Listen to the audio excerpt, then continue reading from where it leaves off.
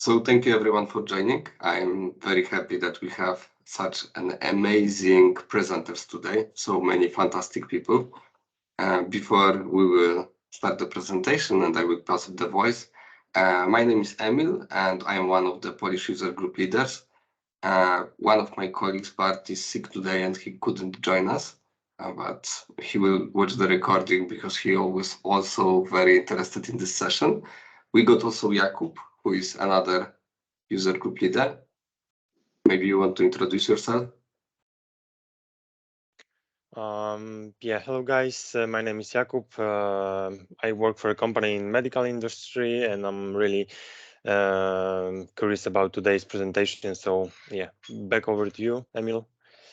Thank you. So I am super curious about this one because I wasn't able to join this session on the Inspire and I don't have a clue what we will listen about today. Like I don't know what are the topics of the presentations, so I am passing the voice to Steven, who will give us more details about what we will see today.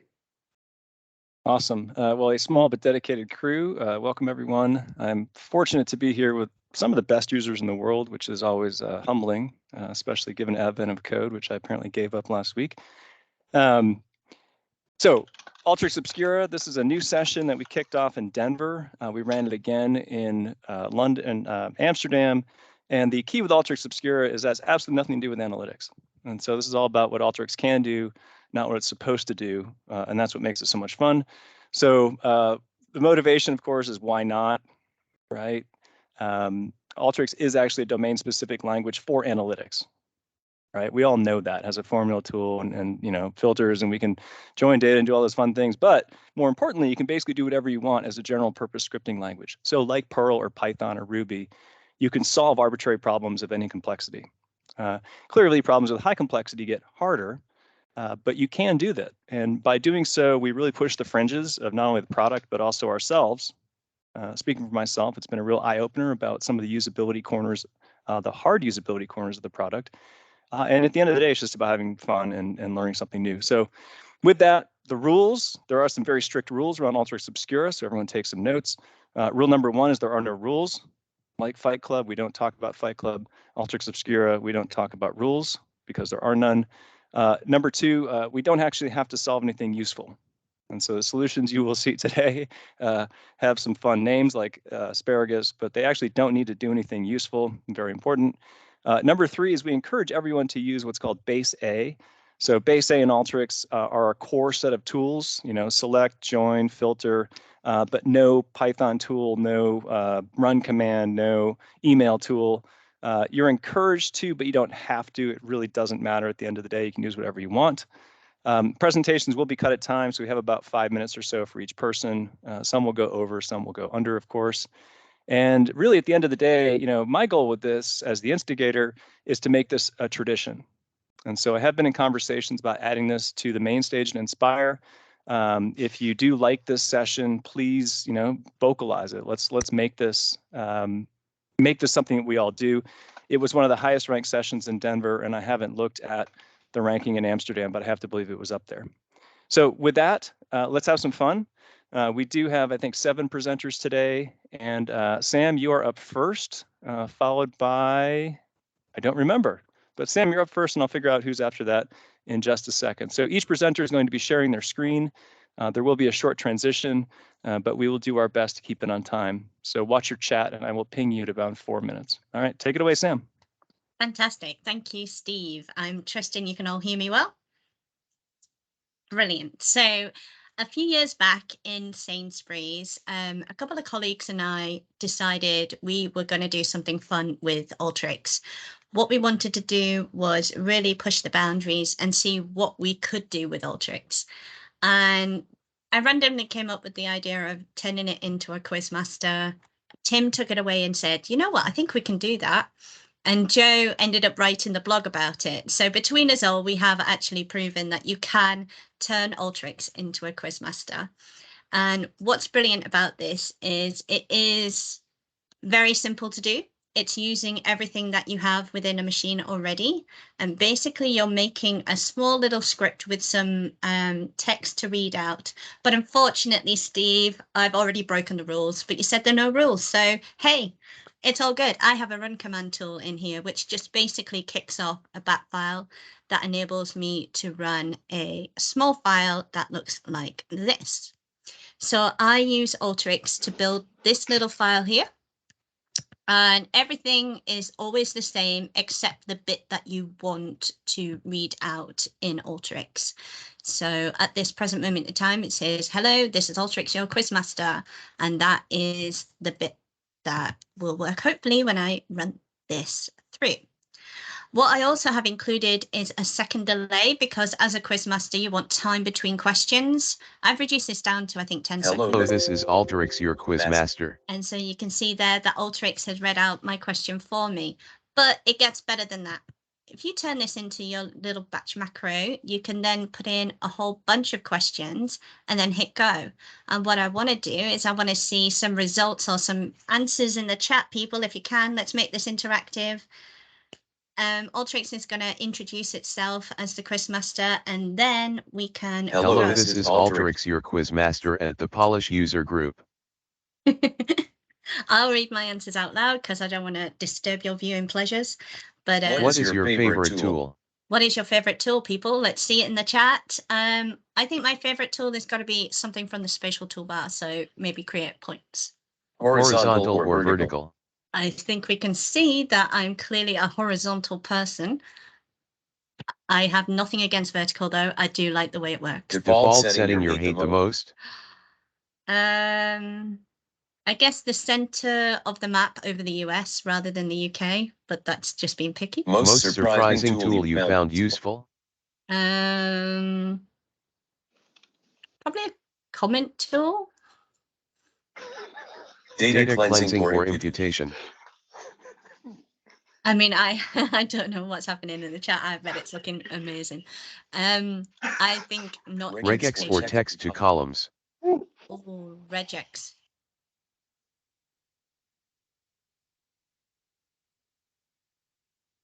What is your least favorite tool? And my least favorite tool, I think as much as I love it, the text input as well can be quite painful when it doesn't recognize your data types. So I think that's probably the one that I think has got a lot more potential than I have right now. So there we go. That is Alteryx as a quizmaster, and I hope you all enjoyed that little introduction to Obscura.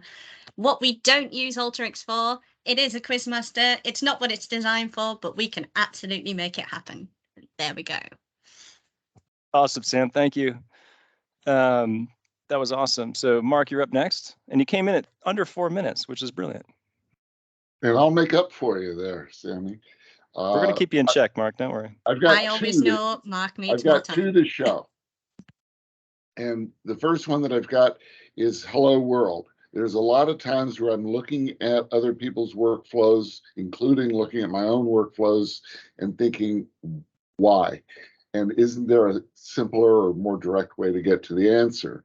So in this macro, which is a Rube Goldberg invention, I've been able to go and create an output. Oh, thank you very much. Mark, you got to share your screen.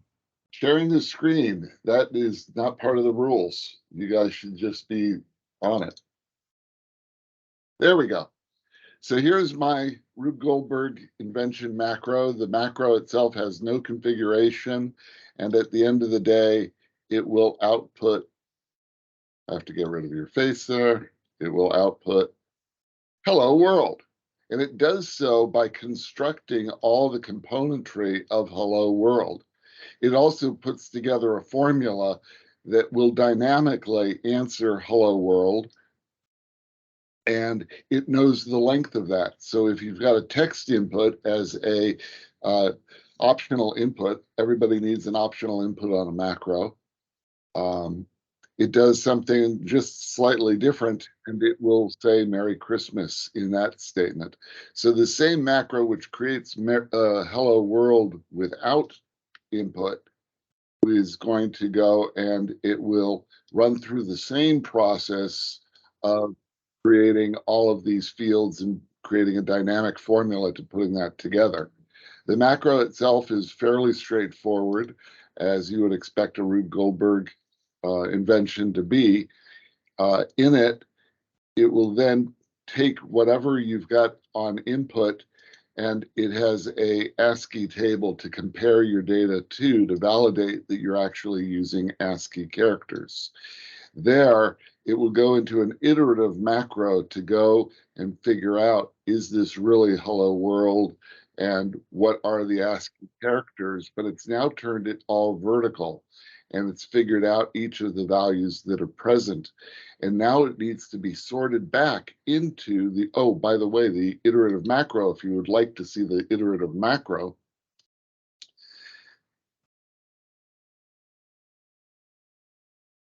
it's going to do a double join, completely unnecessary, to figure out what letters are found and what letters are unfound. So literally, instead of just going through a shortened dictionary, it will go through an extensive dictionary each time it's going through that function of looking up the, is this an F? What is it? Function. So now, instead of sorting my data back into the original order, what I've used is the tile tool, and the tile tool only sorts in one direction, and I want to sort in the other direction. So what I'm going to do is I'm going to reverse the numbers that are there by dividing them into one, so the largest number becomes the smallest. And I will then output each of these hello world values in the correct order. And at that point, I need to find out how many characters are there. And I'm going to generate a dynamic formula. So based on what the maximum record ID and the minimum record ID, I'm going to figure out which columns I need to add together to be able to compute how this works. And what, while this is itself not very interesting for hello world, if you've got an Excel spreadsheet and you keep adding columns to it, and so every day you get a new column of data, if you want to dynamically use Alteryx to calculate the sum of all of those columns of data present, that's essentially what it's doing in putting together this final formula of 1 + 2 + 3 + 4, because it's going to join that data where I've cross-tabbed the data that came in through Hello World, and I put each into a numeric column. And finally, it will go into a batch macro here, which is going to execute that formula, and it will on output construct hello world. Hello world. Then in October, I saw a t-shirt which was in October we serve in pink, or whatever it was, in a restaurant. And I thought, hey, it's Alteryx. We Alteryx in pink. What can I do to turn my workflow pink?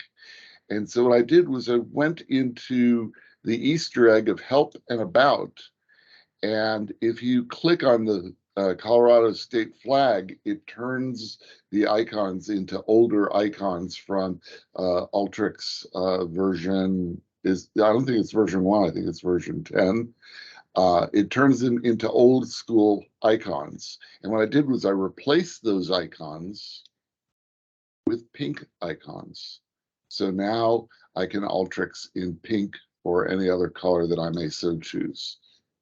Thank you. Thanks, Mark. That was awesome. In 5 minutes, that was brilliant. All right, next up, we've got Jean-Baptiste. Yes, can you Take hear it me? away. Sure can. Okay, perfect. Let me share my screen. Yes.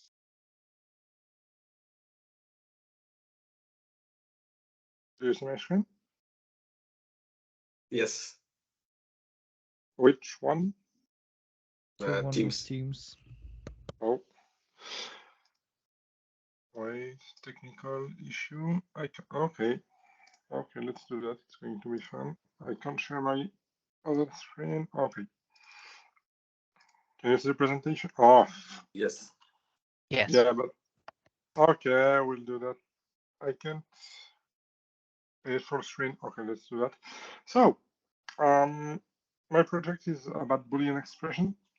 So when during my second year of studies at the university, I had a project in Java, which was to build a Boolean expression evaluator. So the idea was to use a Boolean expression, which is composed of operands, which are used as letters here, and operators, Boolean ones, so and or. And by assigning value to the operand, you could evaluate the whole value. So you would have a true and false or false, and then it would give you the final result, being either true or false. So the idea is you have an expression, which can be any size with any number of operands, which can be repeated, and operators. Then you have the context, which is the value of each operand being represented by a letter, so either true or false. And then you have the final evaluation of the expression using this context, which in this case evaluates to true. So the idea was to build the same thing in Alteryx in base A, and yeah. So do you see Alteryx? Yes. Okay, perfect. So this is the application. And here you have to enter your Boolean expression. So it can be as simple as that. Continue. Then you have to check the operands you want to be true. I was looking for something like a toggle. If you would say left is true, right is false, but it doesn't exist yet in Alteryx, maybe later. So you just check what you want to be true. You finish, and then it gives you the result of the expression, either true or false. But so that was a project I had at university, and building it in Alteryx, I thought of adding something more. It is the expressions. Why do you get the expressions? Well, I built a generator. So if I go back to my presentation, the Boolean expression generator is the second part of the project, which you fill with a number of operands you want. So if you say 4, it will be A, B, C, D. So you can go up until 26. And then the number of repetitions that, so one operand can be repeated up until that number. So here 3. So by filling it with those two parameters, it will generate a random expression. So you will have a random number of operands up to 3 here, a random set of parentheses, random operators. So everything can be random. So with the same parameters, you can have 2 different expressions. And in Alteryx, it will look like that. So some blah blah, and then you just say how many operands you want. So you may want 5. They can be repeated 4 times. You click finish, and here you have your expression. And the idea is to connect both application. So here you can copy the expression. Control A doesn't work.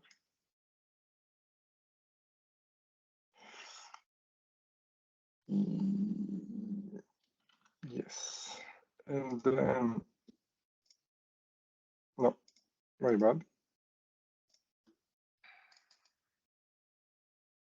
And the idea is to fit it to the Boolean expression evaluator like that. You continue, check what you want to be true, let's say E, and then, yeah, it tells you whether it's false or true. In this case, it's false. So it could be, so these are not really useful. There are no business case that those tools address. And if you want to make them even more useless, you can build them into one application that both generates the expression and solve it. So you would not even know what's happening. You would just have false or true at the end. And I think I'm finished. If you have any question, oh no, it's later for the questions. That was awesome. My first reaction is that this should be a weekly challenge. Like you should generate, a 15 argument statement and put that out as a weekly challenge, because then you'd have to write the parser for it. Oh, I could. So for the part I struggle the most building the tool was for the Boolean expression generator. So I set a random set of parentheses, and I had to remove the duplicate ones. So you would have A and B surrounded by 2 pair of parentheses. That is the most difficult thing I had to do, and I submitted it as a weekly challenge. So waiting for it. But yeah, that could be one challenge, I guess. So I never Just tried the if I parsing do side that. of it could be cool. Yeah. Cool. I could, Thank you for yeah. doing that. Yeah, nice idea. Thank you, Steve. All right, Owen, you're up next. Show us what you got.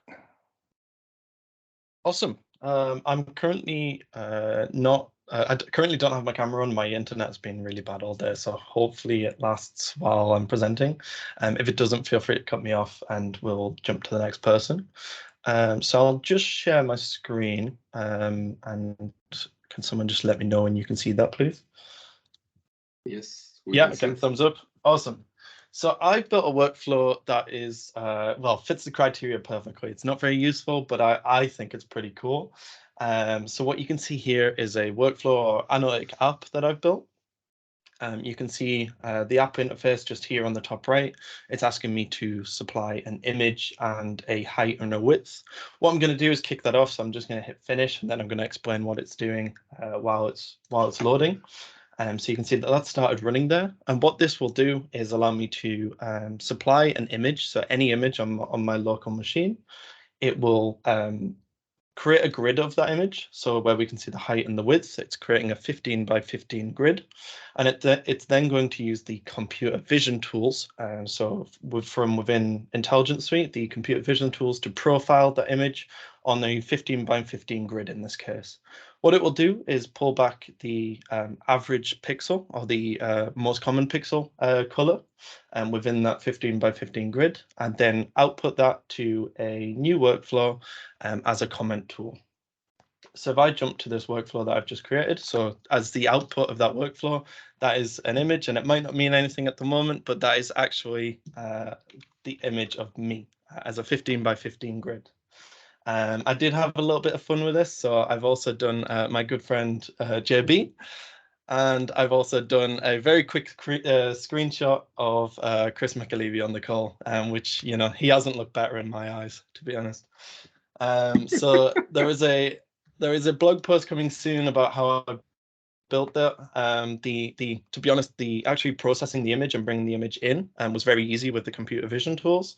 The hard part really was working out how to output a workflow as an output. But it will be coming out soon, and you'll be free to create collages of your favorite images very soon. And thank you. That's brilliant. It's like poor man's Photoshop, right? If you don't have Photoshop and you want to do a resample, just use Alteryx. Hey, it's better than a poor man's Photoshop. Come on.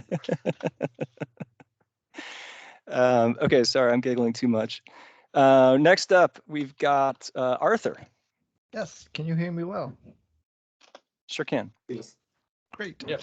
So mine is quite simple. It's really about something which is bothering me quite often. I don't know if you guys have the same feeling, but I have kind of an OCD, and when I see those kind of things like wires cutting over wires, I get a bit mad and try to reorganize everything. That's why I decided I could build workflow or macro, which would allow me to organize all my workflow and not trigger my OCD as much. So I built a workflow organizer, which is a simple macro that I can drop there and organize my workflow to make it look a lot better. The thing is, to build this, I started to make it a bit more complicated by just using macro input and macro output. So it's quite useless. I mean, totally useless. You could use a select instead of it, which does. I tried it, and it takes a bit more time with a select than with just a macro input and macro output. So it's kind of a win, but the ability to share your workflow will be lost quite easily by using this kind of tricks. So this is all I wanted to share with you, is a way to organize your workflow, not the proper way to do it. Thank you.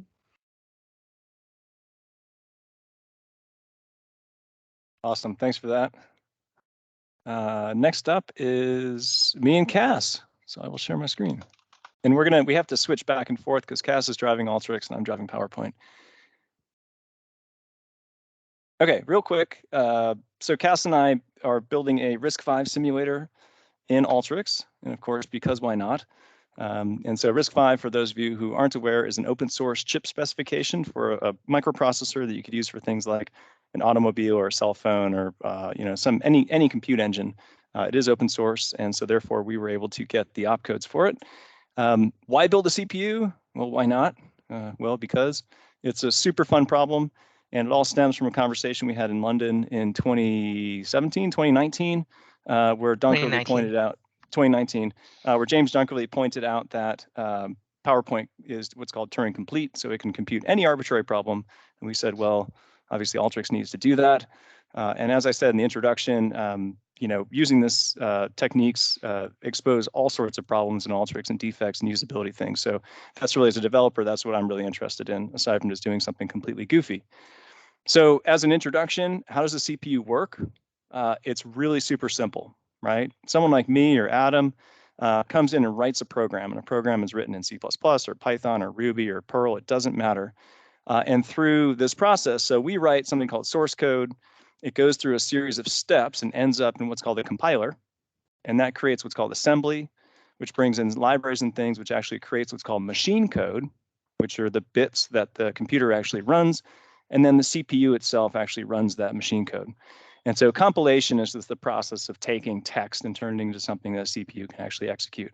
The CPU itself is really super simple. It has what's called a fetch, decode, execute cycle. It's a giant circle.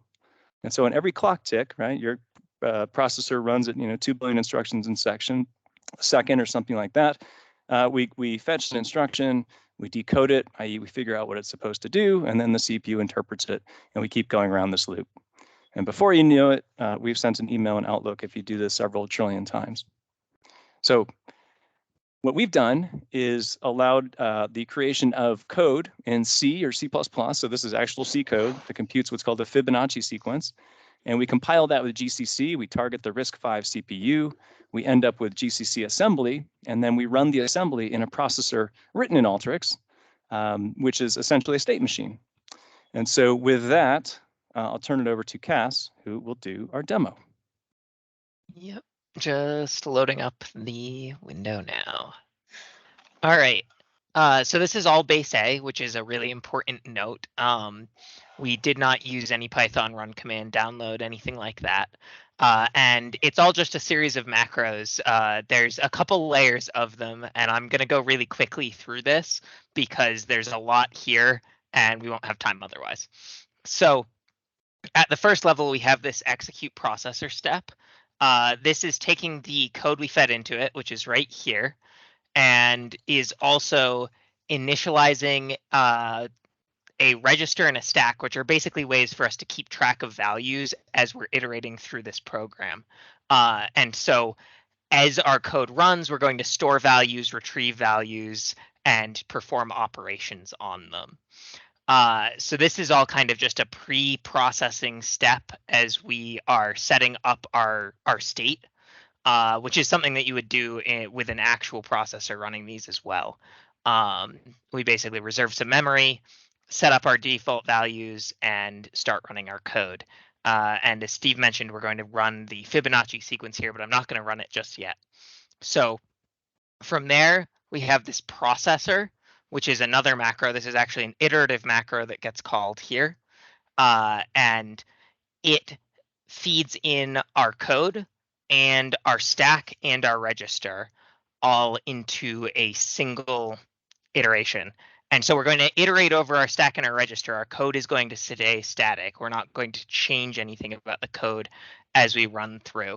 And so on each iteration, we're going to load up what the current instruction is and read that from our code.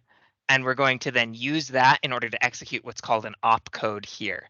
And once that opcode executes, we take the results from it, we pass it back out over into our iterative macro, and loop this until we get to the end of our code and need to display a result. And that set of values gets output here.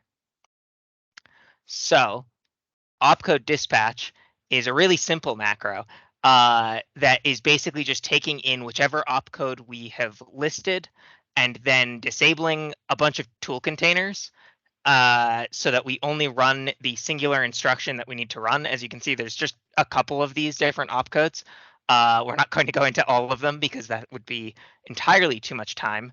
But this pattern is kind of a factory pattern that enables you to run exactly the thing you want all from one singular step. And so this is actually a bit useful. You can do other things with this. We're just using it for something that's kind of fundamentally not particularly helpful.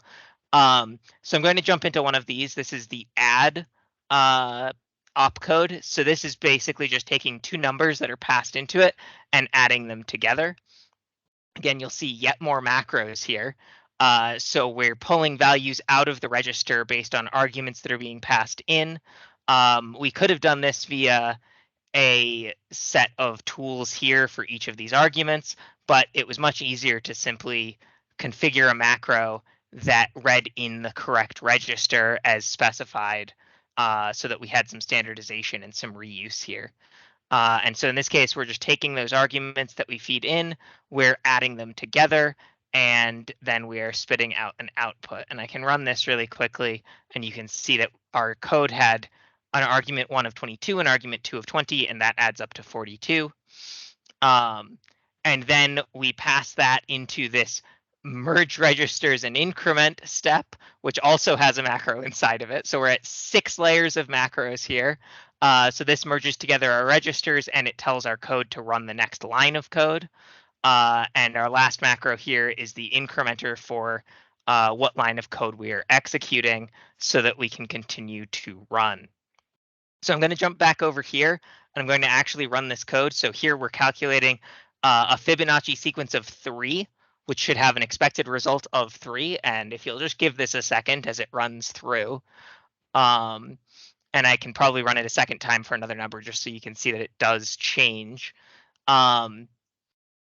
In just a little bit, only 15 seconds, we were able to compute 3 sequences of Fibonacci and get to a result of 3.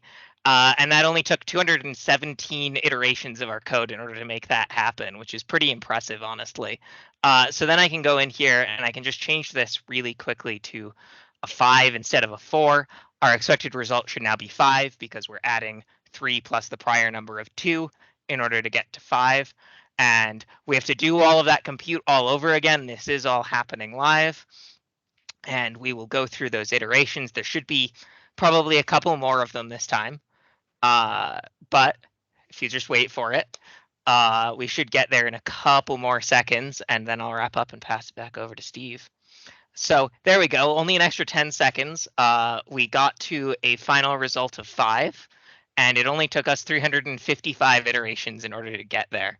So thank you all for listening. And I hope that this was a little insightful into how we made this happen.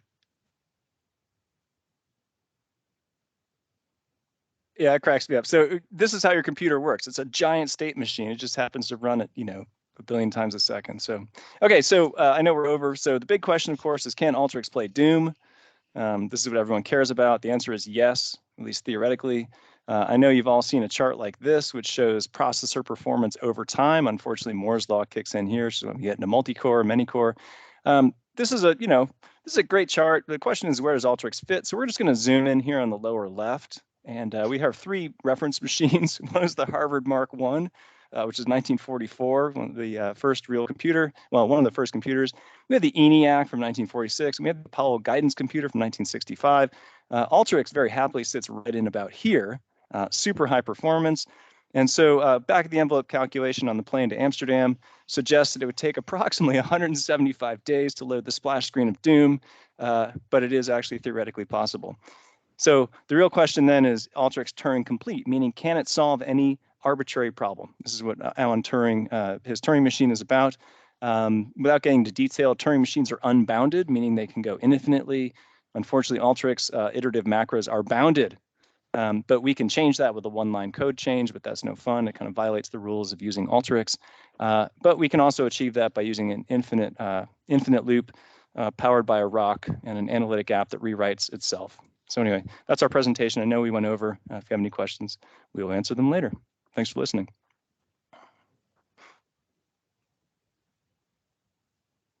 All right, next up, sorry, it just cracks me up.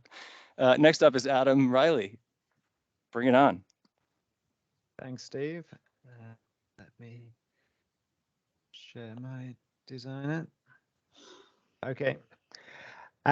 So I'm Adam Riley, a software engineer here at Alteryx, and I hope lots of people on this call have heard of Wordle. A big craze over the last couple of years, and lots of apps for solving Wordle have been built in Alteryx.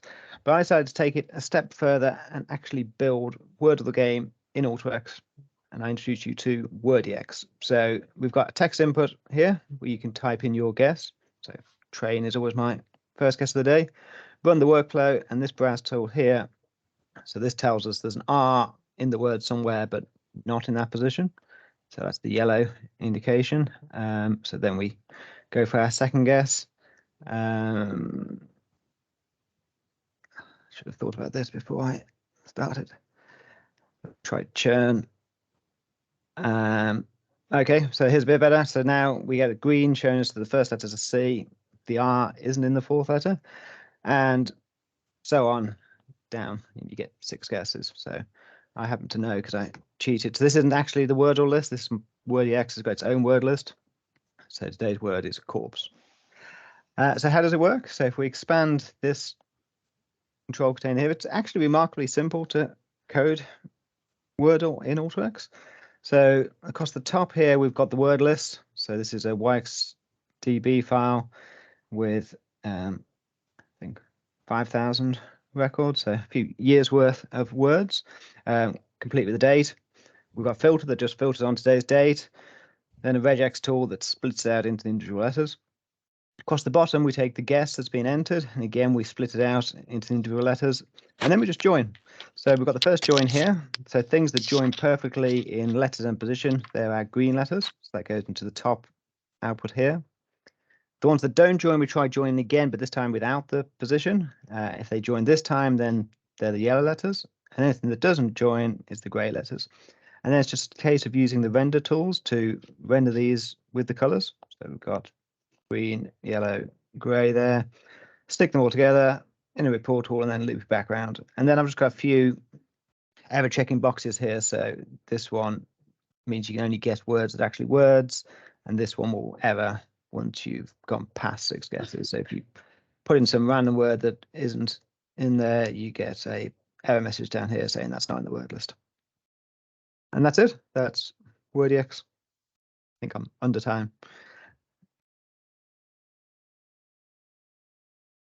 I love the simplicity of it, and also seeing the composer of the render tools in there. It can also be combined with the OCs, and you can have some sort of box changing color. And there you go. All right, thanks, Adam.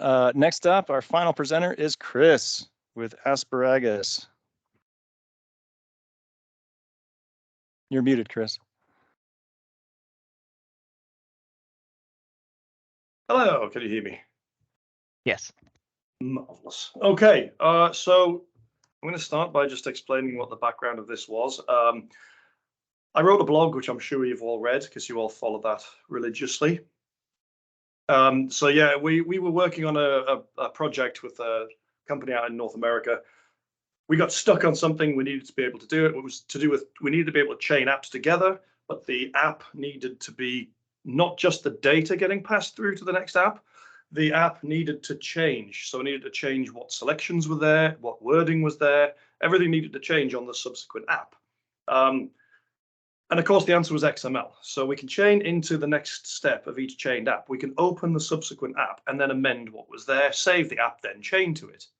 So I thought I would take that a little bit further because that sort of lit a fire in my head. And it was myself and the OC that originally worked on that, and then that gave me an idea, and then I put the idea and started moving on with it, and then here we are. So what I've done is those of you who are of a certain age I don't want to shout you out, but I can see a few. Probably remember when games came on paper in these things, right? We called them books back in the day. So back in the 80s, these were books. So has anyone heard of these fighting fantasy books from the 1980s? Okay. So the idea is basically it's an RPG. It's the predecessor. This is where Skyrim started. Okay. So this particular book was written by a guy called Ian Livingstone. He's now Sir Ian Livingstone. The idea being that you go in and you say, if you want to make this decision, then go to page 212 if you want to go here and all of that. And then you have statistics, you have stamina, you have luck, you have skill. You have an inventory system where you find things that are in your inventory, which you can use at any time. There are combat systems. There are all of these things going on. So to build that, we worked out there were probably between sort of around about the 1800 mark. So we need to build 1800 different apps. So we've done it in 2. And the idea being that we just basically go back and forth between 2 apps. That was the idea. And we pulled everything into an XML library. So you can effectively just pull things from an XML library, create the app, chain to it, and then chain back to the one that you had before. So you don't end up with 1800 different things. We also built a point score. Well, it's currently in development, a points system. I mean, I am going to be doing this as a community event. So you guys will be playing and there'll be a leaderboard, and obviously JB will win. So I'm going to just give you a quick demo of this working. I'm not going to go too far because I don't want to give it all away, of course. But there we go. This is the pop-up box. This is your starting point. I'm not going to read all of the text, but it's setting the scene.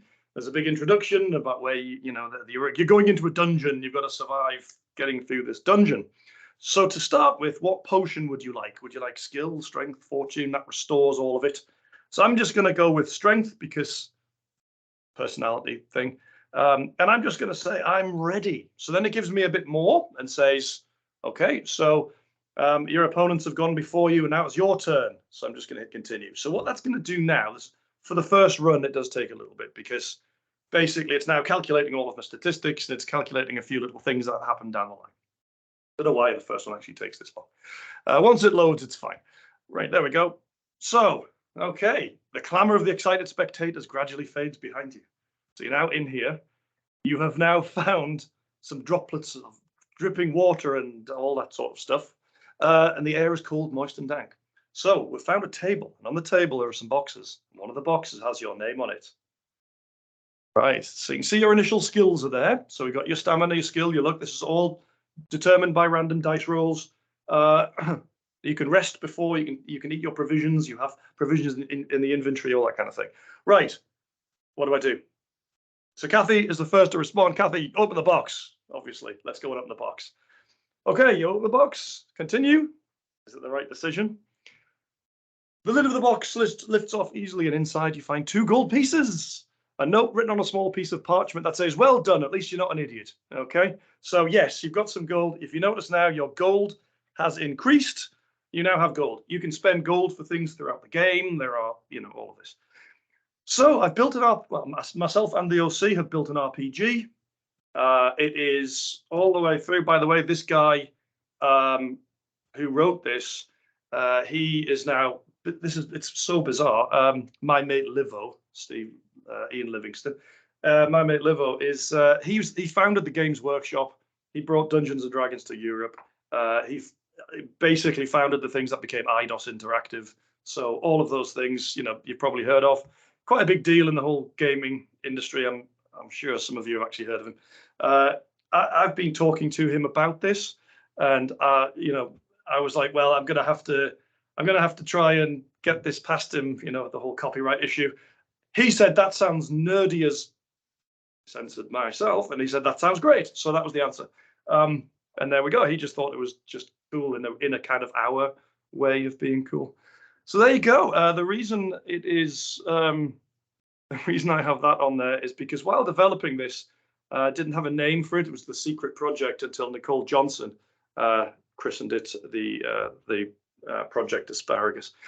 So there you go. Now, one thing I would say, the last thing before I go, is that with the whole the spirit of Obscura, I'm just going to quote one of my favorite writers of all time, and obviously it was written a couple of 100 years ago, so ignore the sort of the sexist pronouns. But he said, we can forgive a man for making This was Oscar Wilde, sorry.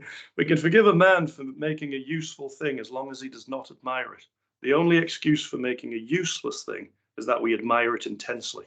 And all art is quite useless. So there you go. I think that's the spirit of Obscura. So that's Project Asparagus. Thanks very much. Awesome. It's a great way to end. Yeah, so those are our presentations. We have, I need to leave. I'm going to be checking out in 7 minutes, but if there's any questions, you want to dig into a workflow, general comments, this is a great opportunity to ask. I have a question. Do you know if Samantha isn't around anymore, but or maybe she is? Do you know if the macro is available on the gallery? Because we could use it to ask feedback from the users and make the user group more interactive. I think this is pretty good. I will ask it later. No worries. But great presentation. I love it. Like from everyone, I really enjoyed it. So, any questions from the audience?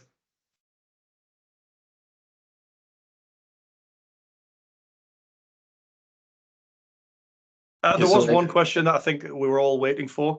Arthur, you are publishing your macro for download, yeah? You're on mute.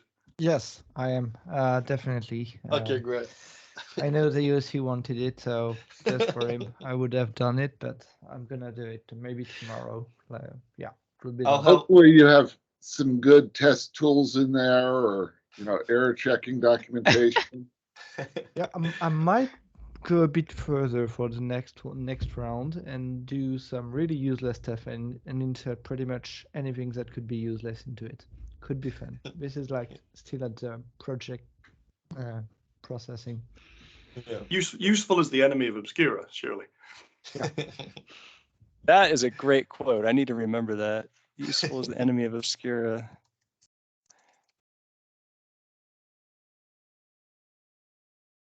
Well, it's a good reminder. I mean, if anyone is going to Inspire next time around, like please come to the session, because in Denver, I think we had 240 people there. And depending on how you stack the data, we were actually a top ranked session of Denver, which for the first year was pretty awesome. I haven't not looked at how we did in EMEA, but I expect it's probably pretty similar.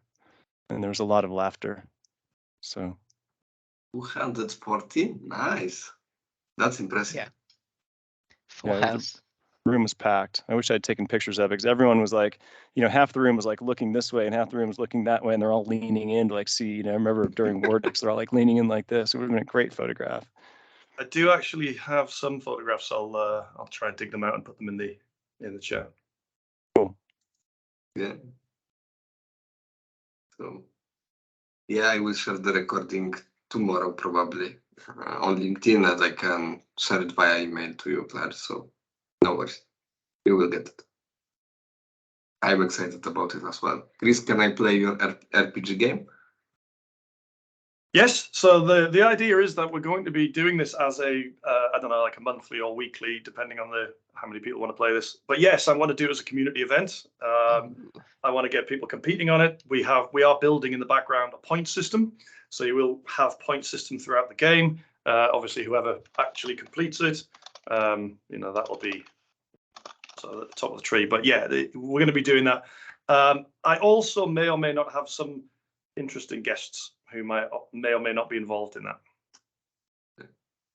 Maybe instead of the advent of code, for the distraction during the advent of code, this runs in parallel. The asparagus of code. Yeah, maybe. Or do it in April, so that then we don't have to wait a whole year before the next challenge. Also, asparagus is in March or April is when you typically start to get asparagus. There you go. So yeah, poetic. We'll time it with that.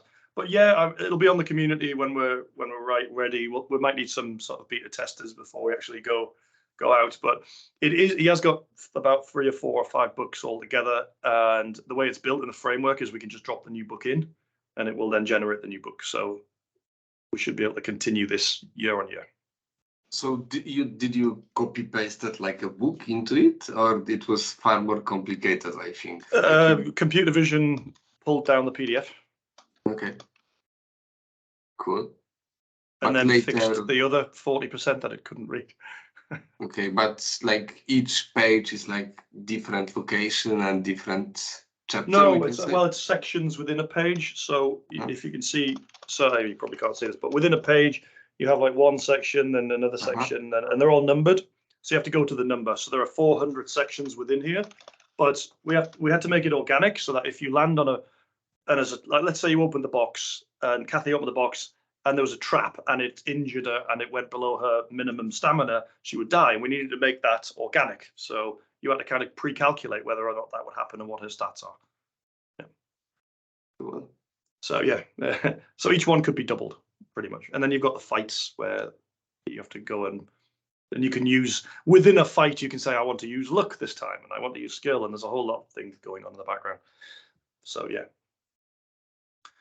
When we get it finished in 2028, it'll be on the community and we'll get it going. It's I not will far off. save money on PlayStation 15. I need to buy it. The reason I know my mate Livo is one of my good friends is the lead games designer, or was the lead games designer at Ubisoft, and he pitched a game with Ian Livingstone to Sony for the PlayStation. So that's how I just happened to mention it in the pub to my friend who exists that this is what I was doing in Alteryx, and he said, "Oh, yeah, Ian Livingstone, I'll introduce you." There you go. Cool. Listen, I'm going to drop everyone. Just really appreciate the opportunity, and email. Thanks for setting this up, and glad you recorded it. Please share it around. Of course. Thank Cheers, you for Dave. Take care. joining. See you all around. Bye-bye. See you. So probably we can stay a little bit longer. Any more questions from the audience? Well, I think Kathy was a great attendee. Yes, Kathy opened the box. She was the smartest. She got the gold. Basically, she came out richer than everyone else. If you look, there was a GIF before hers of Walking Dead opening the box, but I don't want to be. I didn't see that. I didn't see that while I was there. Just to double check if I understood correctly, Arthur, your macro is making lines straight in the Alteryx. That's how it works? No, it's just The macro doesn't work, the workflow itself. What does it do? It's the workflow is just nothing impressive. It's just to have, like, instead of using a select tool, you use this macro to make your lines the way you want and position the way you want on your canvas. Yeah, so they make lines more straight. So well, in a select tool, the data coming in is then put into a temp file. Okay. Yeah. And so that putting it into a temp file is skipped because it just goes into the UI and out the UI without ever creating a copy of the data. Yeah. So it's basically to sort of move the line out of the way without creating an overhead, so it doesn't slow it down. There are two benefits to it. One of them is that it's faster by a tiny little bit than doing it any other way.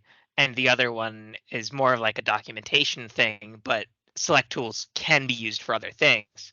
So it adds some confusion to somebody looking at a workflow. Maybe you're deselecting something there. I kind of have to be aware of all your select tools. Using something like that we know does nothing means I can completely ignore those if I'm like trying to read someone else's workflow. So it is actually kind of useful while simultaneously doing nothing. Yeah. Maybe on that note, the comment tool might need an optional input and output. That would be that's actually, well, that's something you could write, because if you have an optional input, and so what Cass said there was something that you could actually document and move out of the way, which has no like processing overheads or it doesn't matter. So actually make it more useful. But I mean, I think that there's little bits of usefulness in most Obscura projects. There are interesting techniques and things like that. I think proving Turing completeness is incredibly useful.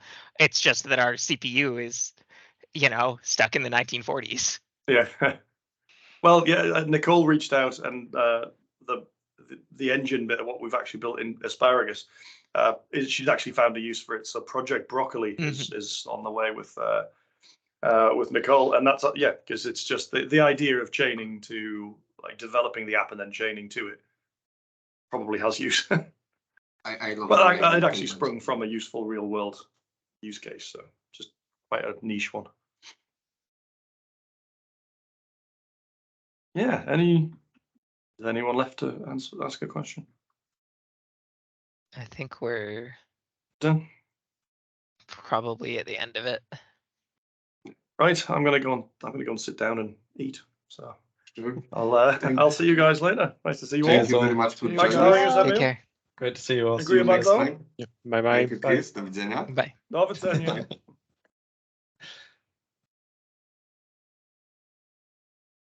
Stop the recording.